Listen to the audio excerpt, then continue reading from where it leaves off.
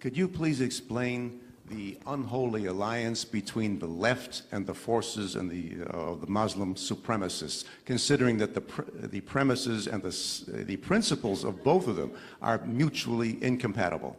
Okay, so they're not mutually incompatible to point A, they are to point B. What I mean is that it's a timeline. The left wants to tear down Western civilization because it thinks it's unequal.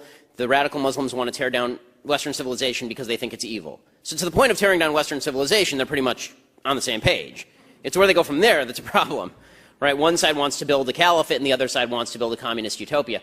The reason that the left is routinely, and it's almost invariable, that the left ends up siding with the world's worst human beings in every situation is because, again, if you just go back to that fundamental leftist principle that equality of outcome is all that matters in life, that equality of outcome means that something just is happening, think about it. The real world is a place where God designed it this way. I believe this. God designed it not for every individual, but certainly for the vast bulk of humanity. If you do responsible, good things with your life, you will be more successful than if you do irresponsible, bad things with your life. Well, if the left believes that people who are unsuccessful are more virtuous, then what that means is that the non-virtuous are more virtuous, right? Because the people who are unsuccessful are generally not doing good, responsible things, and the left says, well, those people are victims, let's help them. Right? So the Muslims in the Middle East are victims of Israel. They must be victims of Israel because Israel's rich and its neighbors are not. So they must be victims.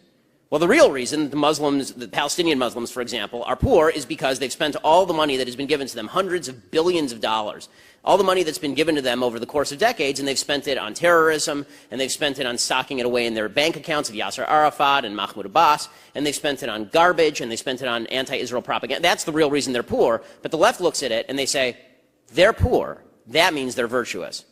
This is why I hate it, really despise it, when Republicans do the whole, I'm a better person because I have a rags to riches story. You weren't a better person when you're poor. Okay, no one is a better person just because they're poor. By the way, no one's a better person because they're rich. All that wealth is a measure of how many voluntary exchanges you engaged in a free market. That's all that wealth is. But the idea for the left is that all inequality is evil. Therefore, the people who are unequal at the top are evil and the people at the bottom are virtuous. Which is why you'll hear people on the left say things like they like small business, but they hate people who are big business, like the Walmart family, right? The Walton family. They're terrible. Well, were they terrible when they were just a family living in the middle of nowhere? When exactly did they transition over into evil? Right? When they became successful enough, because their success meant, by necessity, according to the leftist worldview, they were depriving others of their fair share.